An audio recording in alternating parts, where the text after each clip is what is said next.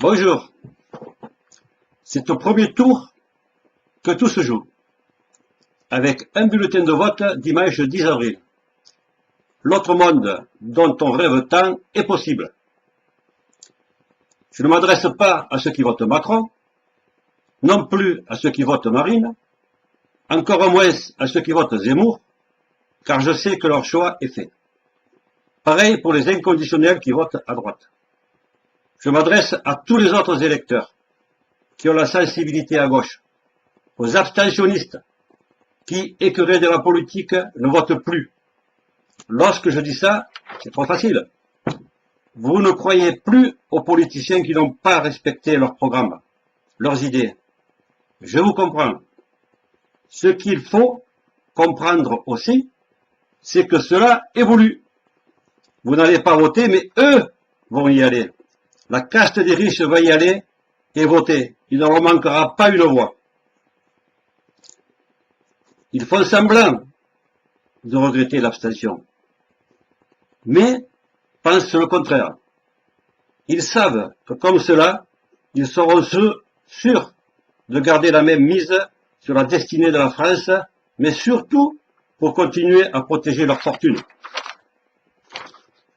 Vous n'en avez pas marre de vous faire berner, alors que pour une fois, le candidat le mieux placé, qui représente les vraies valeurs de la gauche, est en mesure d'être présent au second tour. Réfléchissez un instant. Essayez pour une fois de prendre le bulletin de vote de ce candidat, Jean-Luc Mélenchon, et mettez-le dans l'urne. Vous le savez, si vous n'allez pas voter, Macron, eux, ils sont moins bêtes que nous, ils vont voter Macron, en masse. Une partie de la droite, les socialistes, des écologistes, ils y sont déjà au gouvernement. Ils vont se déplacer pour voter eux. Il ne leur manquera pas une voix. Les attaques contre les droits des travailleurs vont s'accentuer. Le service public va disparaître, et notamment en milieu rural. Le peu qu'ils vont nous donner comme augmentation, ils le reprendront de l'autre côté. Vous le savez. Personnellement, j'en ai marre de toujours se battre pour limiter les effets dévastateurs de cette politique de classe. C'est ce qu'ils souhaitent, qu'on en ait marre. Mais je ne baisserai pas les bras.